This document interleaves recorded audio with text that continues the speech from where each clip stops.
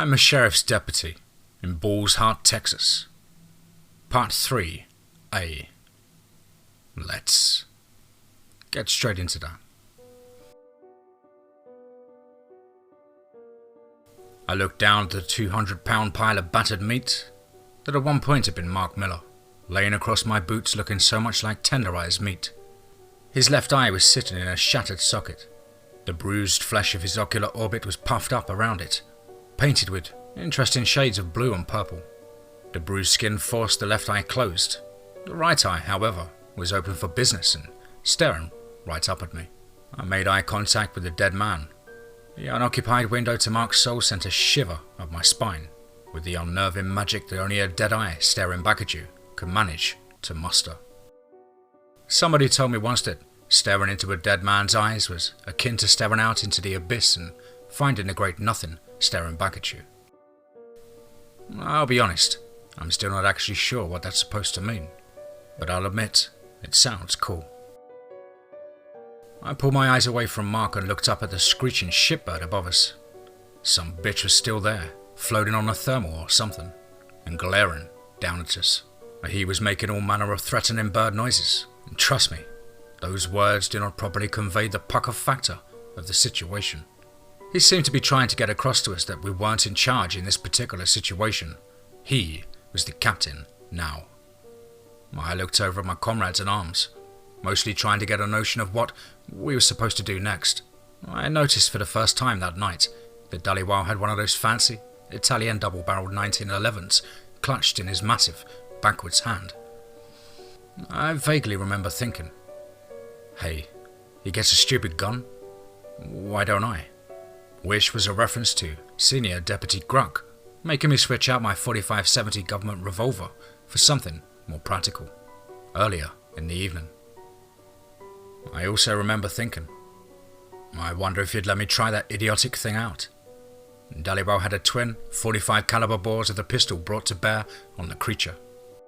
The overly serious look on his face said that he wanted to use the weapon too, the tip of his tongue playing along his thin black lips in anticipation, as if in deep concentration. I could tell he was getting tunnel vision, focusing on the threat right in front of him. Hey, I'm not judging. It's easy to do. Outside of that though, he looks as cool as an unpickled cucumber. I looked around the clearing. I saw vague movement in the dark blackness of the trees surrounding us at the edges of the pasture. I heard excited whispering crawling our way across the breeze. I didn't know if it was from the creatures in the trees or just the night sky itself. The master comes. The shitbird hovering above us screeched again. It was less slightly intimidating this time, without the corpse falling out of the sky. But nevertheless, with or without a falling corpse, it was still a real pants shitter. Especially since the feathered arsehole above us had bodies, sitting in the trees, who were lending their cheerful support to his every proclamation. Upon the creature's further proclamation of the boss's impending arrival, the trees exploded in nails of chalkboard screeches of approval, and dead white eyes blazed with furious joy. I could see them without squinting from 100 yards off in the dead of night. I noticed that there were going on to be multiple twin pinpoints of white lights. Their numbers seemed to be tripling. Fuckers were a legion. And Gruck had a massive 458 Socom AR pistol at the ready. Not quite aimed at the shitbird, but not far from it either. She did that weird eye thing orcs do. The one where they aim one eyeball in one direction and look elsewhere with the other. Now, I'm not gonna lie. No matter how many times I see her do the eye thing, well, that shit still gives me the heebies. And this time, that was no different. She kept one eye glued to the shitbird above us. The other eye scanned our environs, looking for oncoming threats. She looked all business, ready to roll with whatever the night was going to throw our way. I realized I was the only one with a pistol still in the leather, and so I rectified that. I brought the Glock 40 up and scanned as best I could from my spot in the dirt.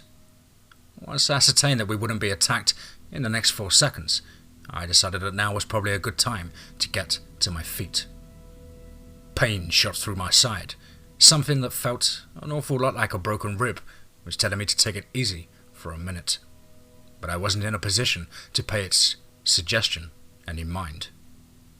My vision burst with unexpected stars and static as I tried to get my legs out from under Mr. Miller's mortal coil. My hand shot to my side where the pain was radiating from. The slight pressure hurt like hell. Yep, broken rib. Fuck me, right? I felt the pain sweat break out across my forehead, instantly chilled by the cold night air. It helped push my internal anxiety meter up another notch. I had to pause to take a breath in order to try and catch my bearings. I guess what was left of Mark Miller had left a bit of a hurting on me when he fell from the sky. I imagined it was one of his booted feet that had tagged me in the chest when he had been dropped on me by the shitbird. Which, had he been alive, he probably would have found it to be a real gutbuster of a giggler. Given a history between the sheriff's department and the Millers, we weren't exactly on affable terms. "You okay, Colm?" Gruck asked after glancing down at me, using my name for the first time in what felt like forever. There was a spot of concern in her voice. She was still scanning around us, but she had taken a moment to make sure I was still in the fight. She was a good leader. "What's the move, boss?" I said in a quiet, pain-racked tone of voice, ignoring her question but letting her know I was still switched on. I would lick my wounds later. Were this the movies, we would have mowed the shitbird down and called it a day. However, if we had tried that in real life, the shitbirds in the trees would have most likely swarmed us and torn a lot of us apart on the spot.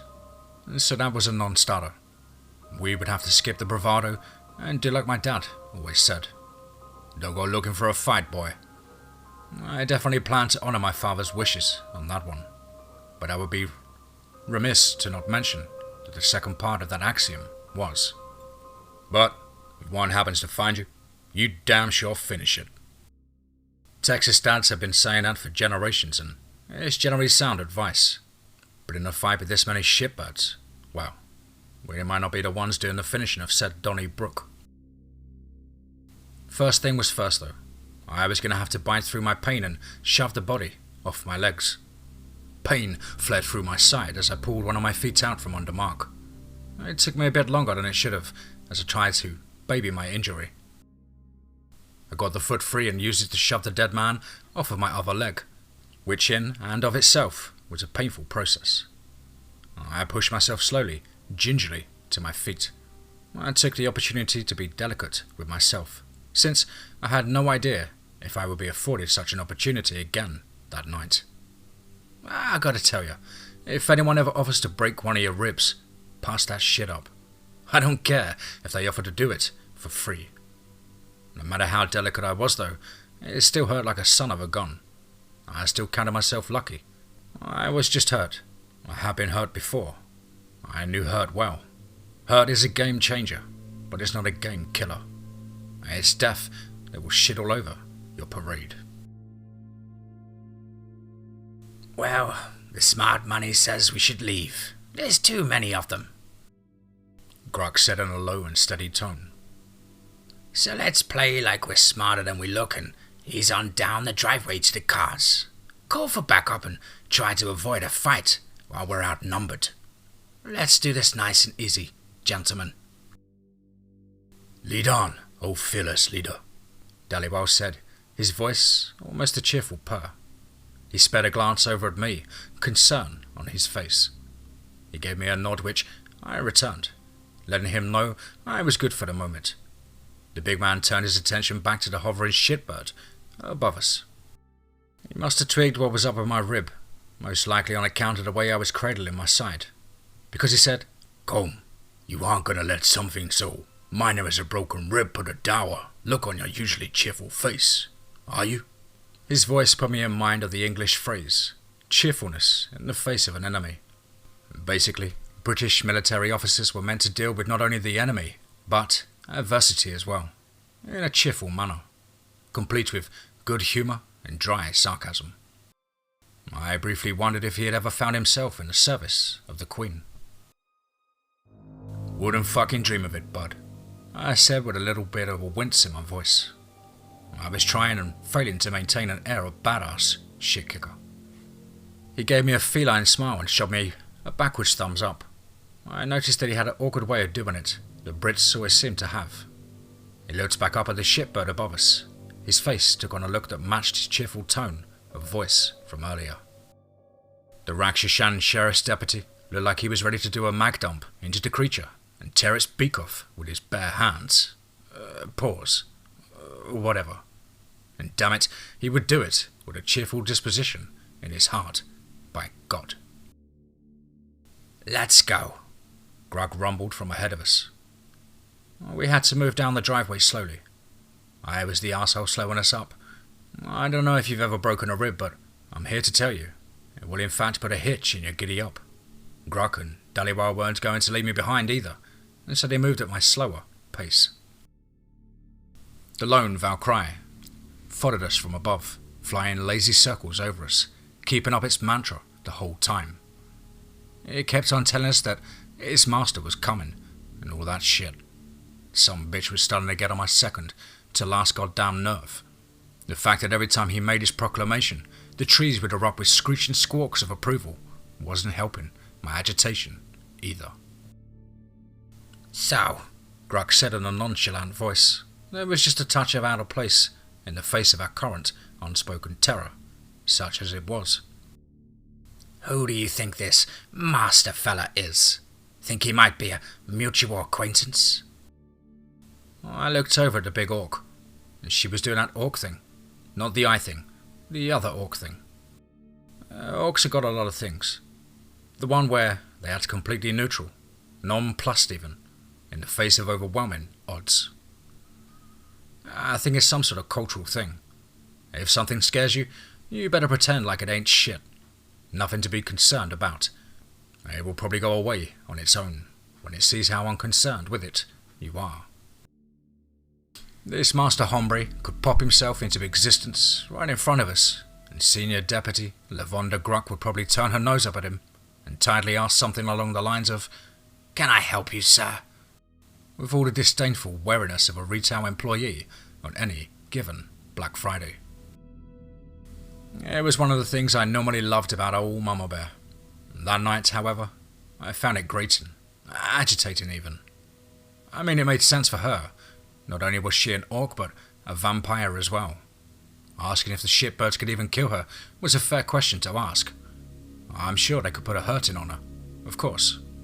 Maybe even lay her up for a couple of days, but it was up in the air as to whether they could actually send her on the long walk. I mean, shit.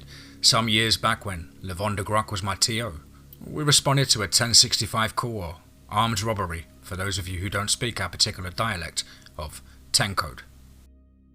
It was at the Skelly gas station out on I-10. The person doing the robbery was a rock elf teenager, or elf equivalent of a teenager, at least, which is around 300 years old. I won't name the kid here, on account of his mama is still real embarrassed about the whole thing, not to mention that elf names are a pain in the ass to spell. Well, he was young, as elves go, but he was more than old enough to know better. When we got in there, we noticed that he had a blasting stave, with stylized Arctic runes on it.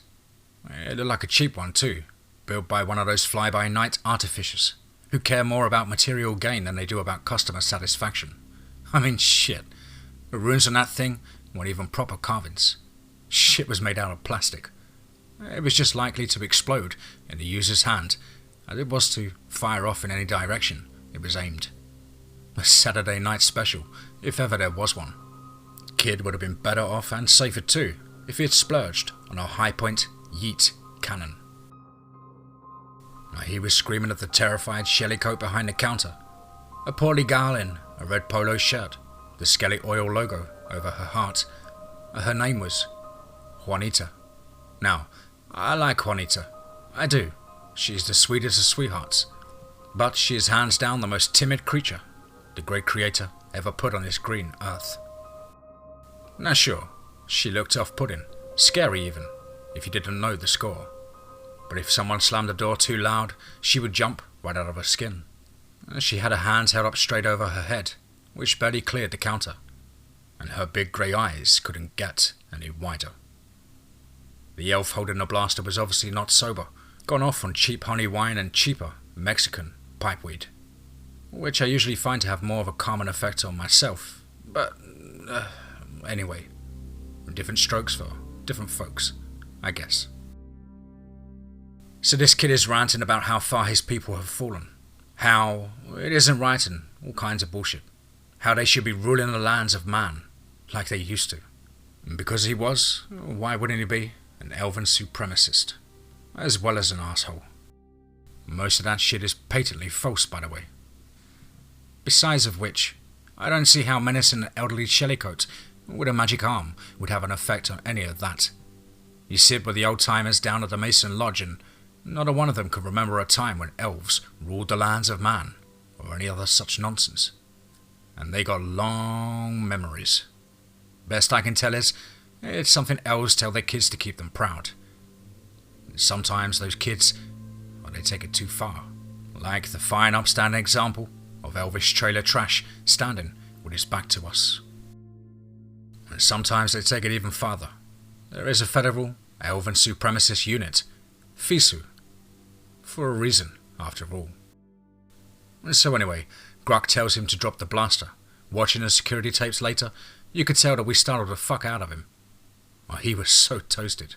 He probably didn't even know where he was, let alone even register.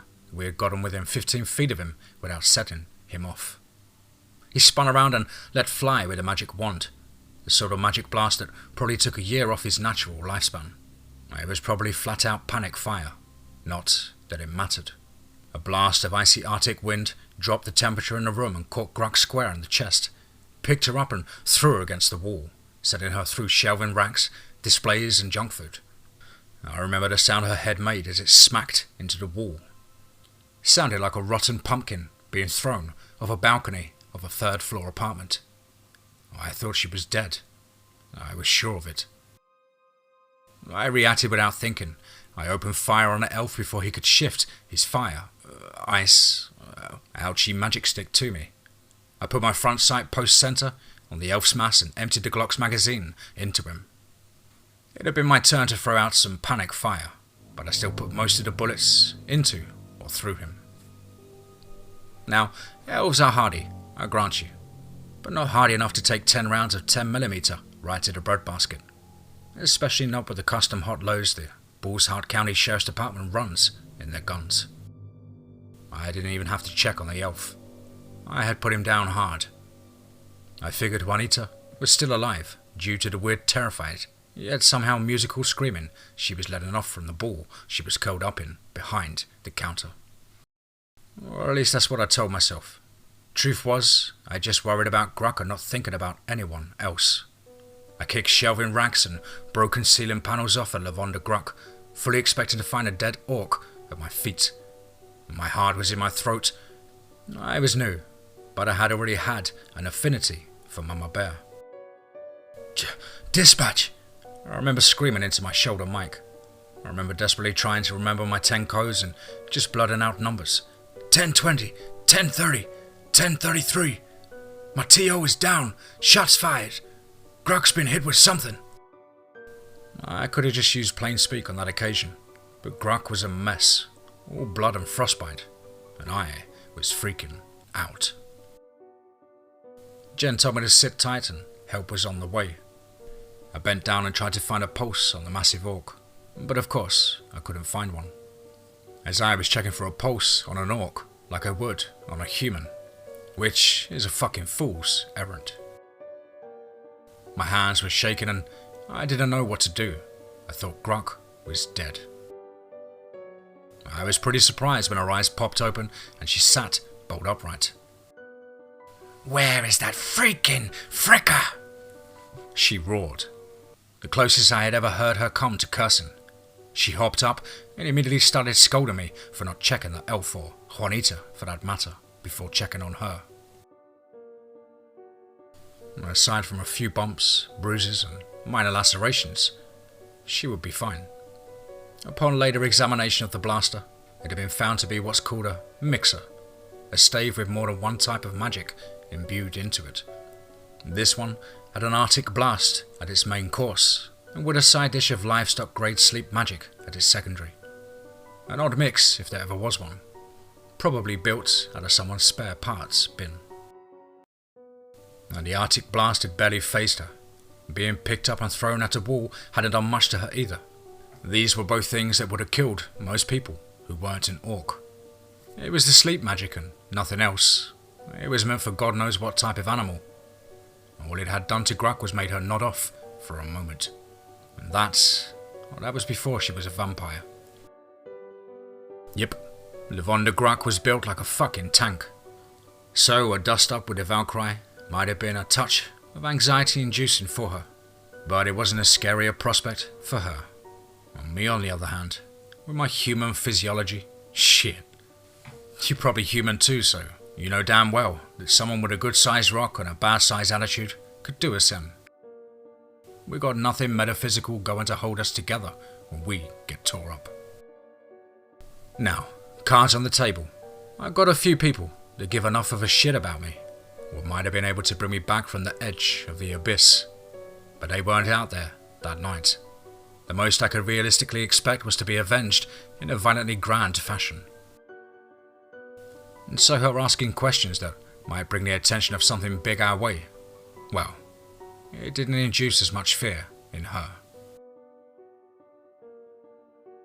Does it fucking matter at this particular point? I painfully spat out with as much incredulousness as my busted rib would allow. As I said, I was a little testy at this particular point, and it showed in my voice. Language, she said, her words laced with so much motherly admonishment. And no, I suppose it won't matter if we can't get ourselves out of this little pickle. And she gestured around us at the flock of shitbirds in the trees with her AR pistol. Her voice had taken on the tone of your mum when she was trying to get you to go to your weird cousin's birthday party. The one you didn't want to go to. But come on, I mean, aren't you just a little curious? I thought about that. I was a noodle teaser, all right. What the hell was a flock of shitbirds out there playing reindeer games with us for? Had they cut up the millers? Had the master done it? What was the point? After a moment of tossing it around in my head, I made a grunting sound that meant I was in fact just a little curious. I mean, yeah, it was a valid sort of question. Do you think? Dhaliwal said, not turning his head towards us, continuing to scan with his double-barreled .45 pistol. That it might not be constructive to ask our skyborn friend here? I mean, he seems to be proud of this mysterious master fellow. Can't stop bandying on about him. The master comes. Our airborne escort hollered down at us again, as if he knew we were talking about him and just had to kick his 2 cents in. Fucking eavesdropper. See? Deputy Dhaliwal said with all the chippiness he could muster.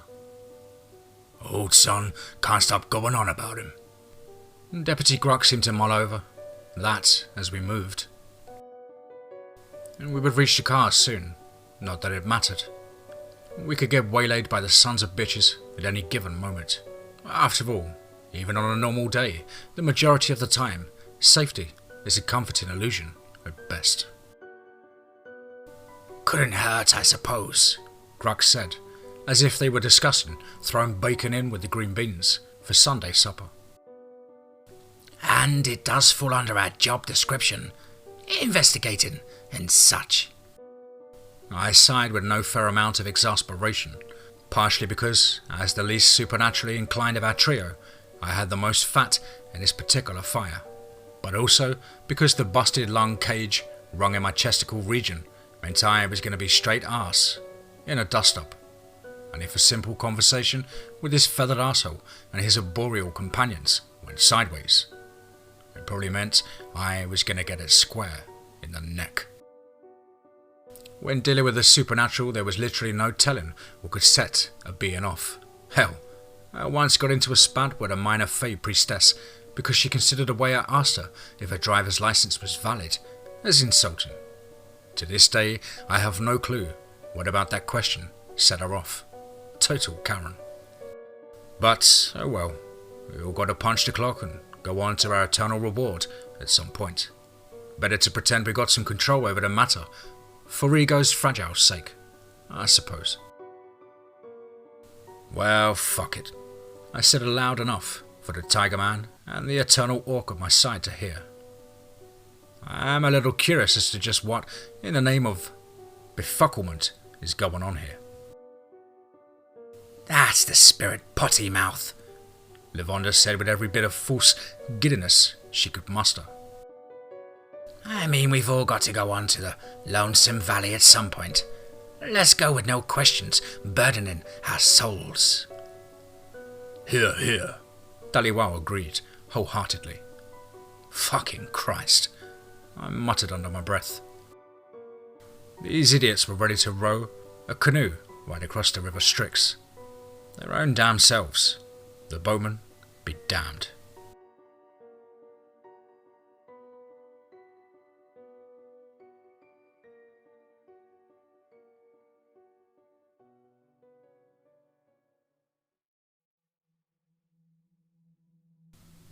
I am a sheriff's deputy in Bull's Heart, Texas.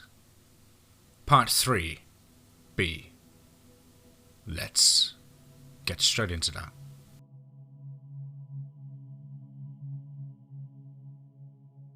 Ready? Daliwao asked, his tail flicking with eager excitement. Just about, Gruck said. She did a brass check on her pistol and reached down to the small of her back. She withdrew a collapsible baton and flicked her wrist, setting a custom-made baton out to its 3-foot length. She pressed a red button on the handle, and the baton let out an angry crackle of electricity, which cast a blue glow across her face. Her features, bathed in the blue light of a crackling stun baton, were beatific. She had the look of a warrior monk prepared to die a happy death on the field of battle, like she was born to do. Happy to meet her demise and take her seat at the All-Father's table. I was less enthusiastic, however. Take it easy there, Mike Pence, I said in reference to the stun baton. She looked over at me, her eyes rolling as far back in her skull as her anatomy would allow. Really? Come? Was all she said, in a tone of voice that left no doubt of who she voted for in 2016. All I could do was laugh, which was a mistake with the busted rib, but worth it nonetheless. I sped a glance up at the shitbird maintaining his singular air patrol over our position.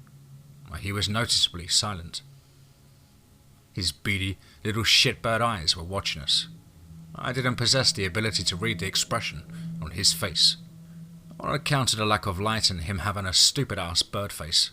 But if I had to guess, and maybe this was wishful thinking on my part, it looked like there was a bit of trepidation plastered across the mug of the old Birdie McBirdface up there.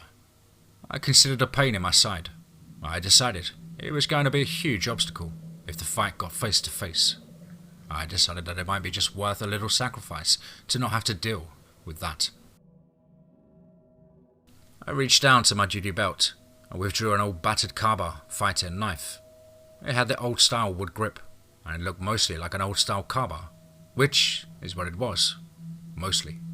Big difference between this knife and every other one that rolled off the assembly line along with it, with the golden runes inlaid across the knife's black blade.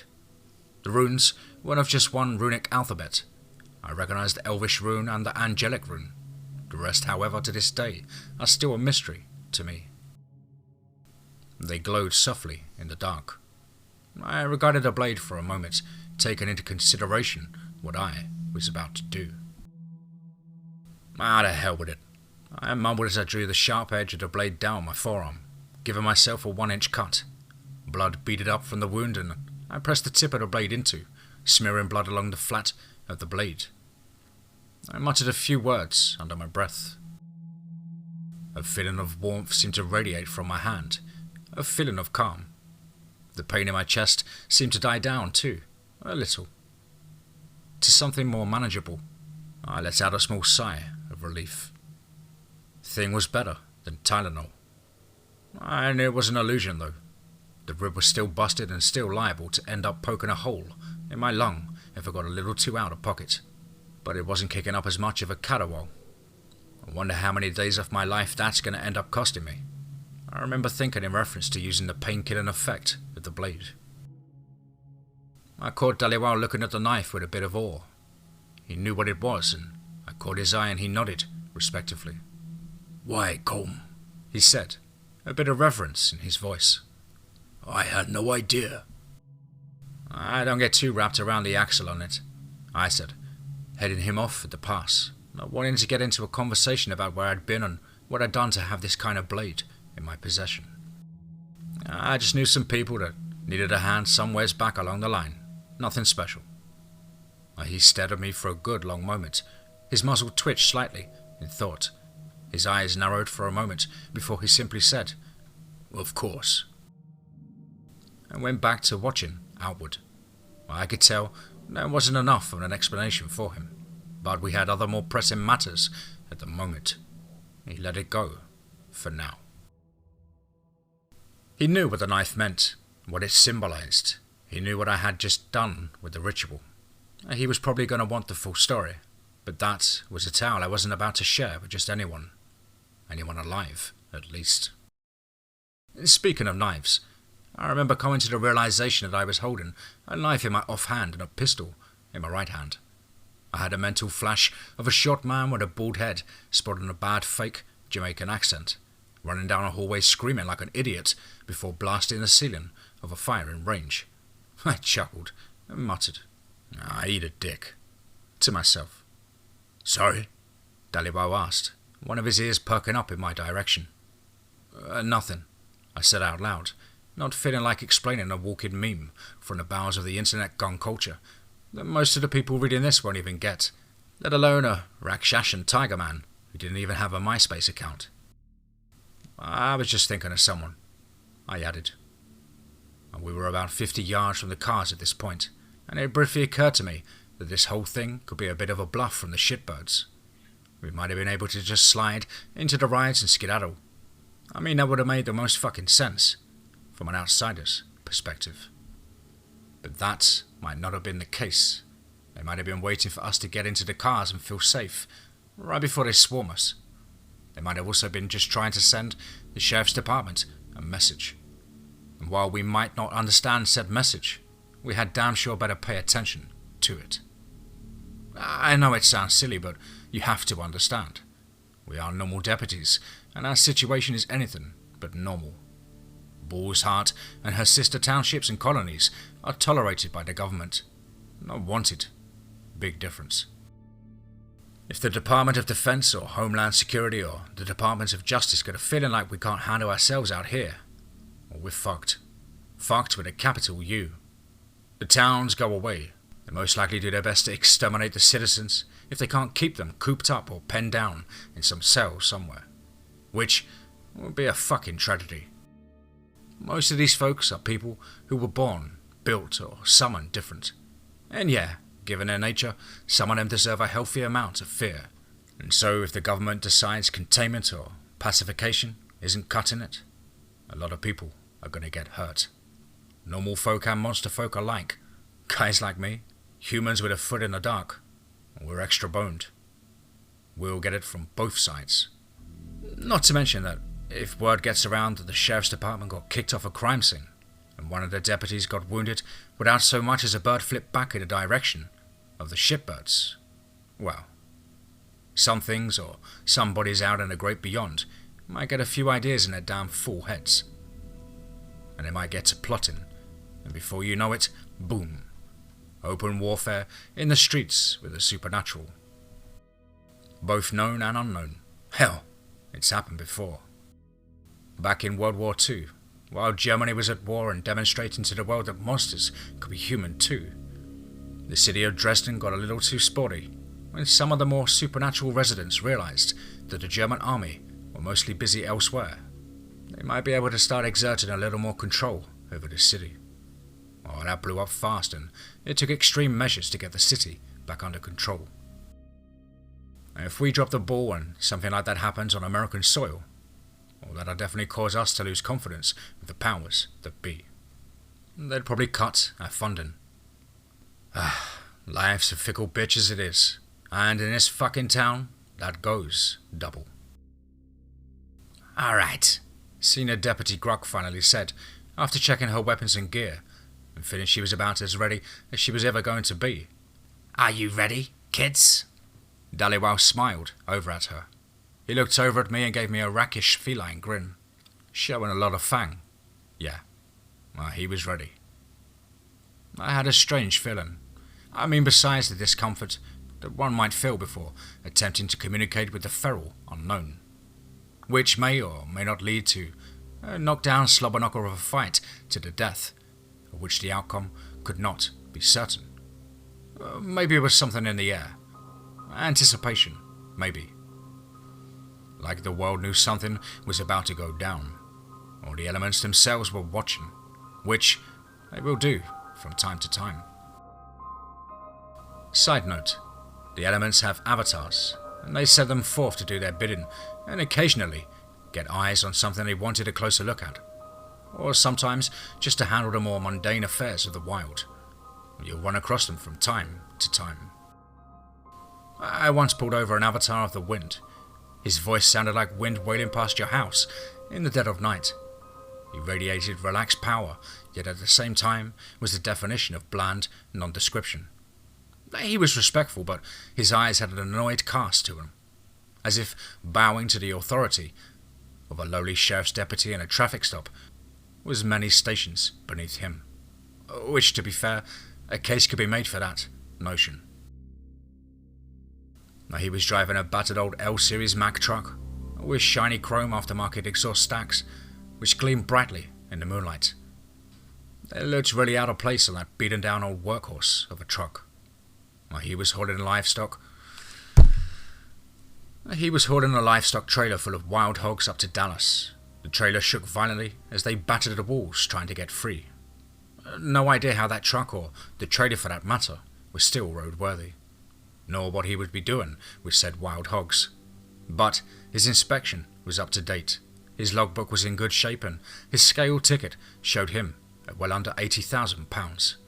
So I let him go and told him to drive safe. He bowed his head slightly as if my drive safe was a divine blessing, and started throwing gears off into the night. Now, of course, were he a mere mortal, there would be a bit more of a process, but sometimes it's just best to let sleeping dogs lay. His name was Pete, though, and I found that amusing. Pete driving a Mack. But back to the story at hand. I felt something in the air, that feeling you get when something big is about to happen. I could feel goosebumps rising on my flesh. I felt eyes watching me, from everywhere and nowhere at the same time. Might have been real, might have been my imagination, might have just been the shitbirds. It didn't matter. I met Gruck's eyes, and something unspoken passed between us. She felt it too. We may or may not have an audience. I made a show of trying to stay cool, despite every part of my lizard brain telling me to make a break for the cars and put this place in a rear view. I raised my pistol and did a press check. I had a 10mm round chambered and ready to go. "Let's get it, Mama Bear," I said, doing my best to channel Sam Elliott's version of a gunfighter call. And Gruck nodded at me. A brief smile played over her lips. The look on her face was that of a mama who was particularly proud of one of her kids. I briefly wondered if that was her way of somehow saying goodbye. Kind of like she was saying, "We might die in the next few minutes, but I want you to remember me," with a smile. As she shifted her gaze back up to the Valkyrie, her features quickly took a different set, that of a decidedly angry orc, which made sense because that's what she was. "You bad!" she roared, channeling the mighty orc war chief she was born to be. "Where is your master?" As if on cue, the trees erupted with noise and fury. As if the mention of the master in a non-subjugant's mouth was an insult on a grand scale, one that should not be tolerated. Feathery bodies exploded out of the trees at the edges of the clearing, the shitbirds taking wing into the night sky under a hellish and unseemly racket. It was a disturbing sight, and I damn near started popping off with the Glock, right there and then. The dark made it look like they were melting out of the trees. We had been dead wrong in our estimate of their numbers earlier in the evening. There was a hell of a lot more than 20 or 30 of them. And watching the creatures ascend into the night sky was a terrifying sight indeed. They couldn't blot out the moon, but damn if they weren't going to try. I think we may have stepped in it. I muttered under my breath. Should we talk to the bird monster? See who his boss is? Have a few drinks? What's the worst that could happen? I was totally channeling John McClane, crawling through an air duct at that moment. I noticed that the shipbirds seemed to have a sense of order to their chaos. While each individual seemed to flap a haphazard path, they all stuck to a general circle above us. It was almost like somebody had taken a tornado filled with feathers and dumped it arse over tea kettle right over our heads. The moon above them outlined them, making their features shadowy and slightly more intimidating. And they put on a show for us. Two would seem to be hurtling right at each other, but pull off their path right at the last second, zipping off into a new direction or dipping just out of the way without so much as brushing wingtips. Some pulled loop-de-loops, some would do a barrel roll. It was truly the most impressive show of aerial acrobatics.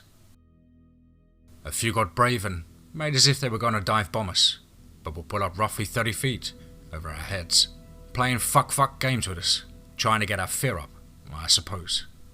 Not like they needed to. But sure, why not? And the main shitbird, who seemed to be the voice box for the flock, glared down at us, fury burning in his white eyes. I realized that he seemed a little bigger than the others and idly wondered if he was the top dog of the flock, the big bird, so to speak.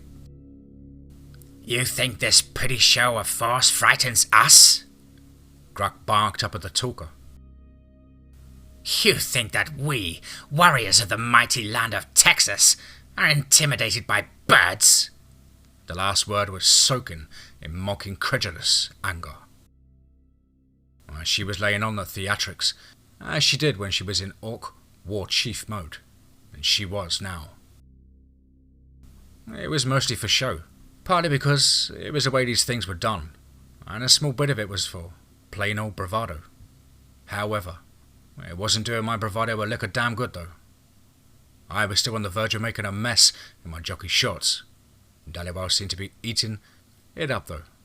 He had his pistol clutched in one hand and his free hand was flexed, his claws were out.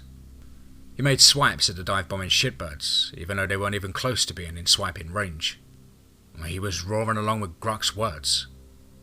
I got a mental image of him swiping at a giant version of one of those cat toys, the ones with a brightly coloured ball of fluff hanging from a string. And despite the situation, they gave me a laugh snort. Who's a good kitty? Birds? Gruck spat at the herald. Your coward of a master wouldn't dare put himself in our sight, for the fear of his spindly little neck. He sends birds, an insult to all those amongst the mightiest of warriors, of three great peoples. Tell your master that his cowardice is known, boy. Well, that pissed him off. The shitbird got ballsy and didn't pull out of his dive. He was barreling straight for Lavender, his arms outstretched, talons flexed, looked like he was just going to send it. His scream put me in mind of a dive bomber aimed straight at the tank, all fury and with a powerful promise of painfully violent death. The senior Deputy Gruck, however, was seriously unimpressed. At the last moment she swung her stun baton in an overhead arch, as hard as she could, making contact with the shoulder of the creature. Nikola Tesla picked that moment to enter the fray. He was wearing his shit kickers. A brilliant blue light exploded out of the end of the baton on contact with the shipbird's outstretched shoulder. Needless to say, the bird didn't complete its dive bombing run. It let out a shriek of pain as it rode the lightning. every muscle in its wiry body tensing up at once with fire burning along its nerves.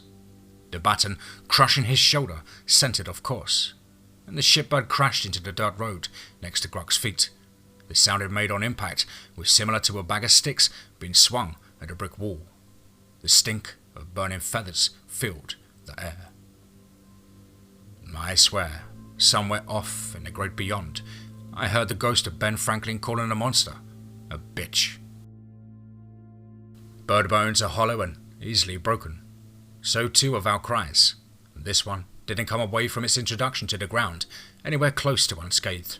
Quite the opposite, in fact.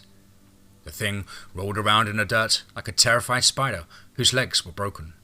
It tried unsuccessfully to get away from the angry orc, but its body, I was just too broken to cooperate. Dark, red arterial blood spilled from the compound fractures. Broken bones gruesomely pierced out from its feathery hide. The sounds coming out of its beak were ungodly, and shattered wings flailed about as its brain sent out commands, but its body was just too destroyed to cooperate. Grok brought a baton down on the creature's head, and it collapsed inward like a rotten cantaloupe. The shipbirds flailing around stopped instantly. Blood exploded from its beak as its battered body went limp. Grok looked up to the Master's herald. Her eyes met his. She cleared her throat and spat in the dirt, as if to say, "What else you got?" And with that, he decided to honor her unasked question. He would show us what in fact else he had.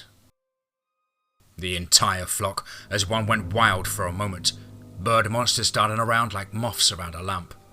A mournful wailing ripped the night apart. It was coming from above our heads. I all of a sudden got the feeling that the shitbird Lavender had ended might have been a popular guy, the sort of fella the birdfolk might want to avenge. Because, all at once, they all dropped the aerobatics and started flying straight up, flapping hard for as much altitude as they could muster. The talking bird joined them. The flock spread out till they were all at roughly the same altitude. And then, as one, they all started screaming, which was scary as shit in its own right. But once they had all had a good little shout, they dove for us.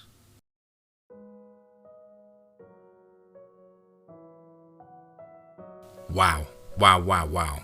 Certainly another one. Wow. Fantastic update to a really incredible series here by my good friend RevBlackRage over on Reddit. Thank you ever so much, Rev, for your dedication and input and support. Really is appreciated, and really am enjoying your work and look forward to any more updates with this storyline. Of course, guys and girls, you know the drill. Please do let me know what you thought down below in the comments box. Please do like and share. It really does help build the channel and our community further. And why not hashtag TeamFEAR and DMT's Cryptid crew. If you're an aspiring writer or would just like to have a crack at things like myself, please do get in touch with me at the usual email as on screen, which is dmtforestofear@gmail.com. I really look forward to hearing from you.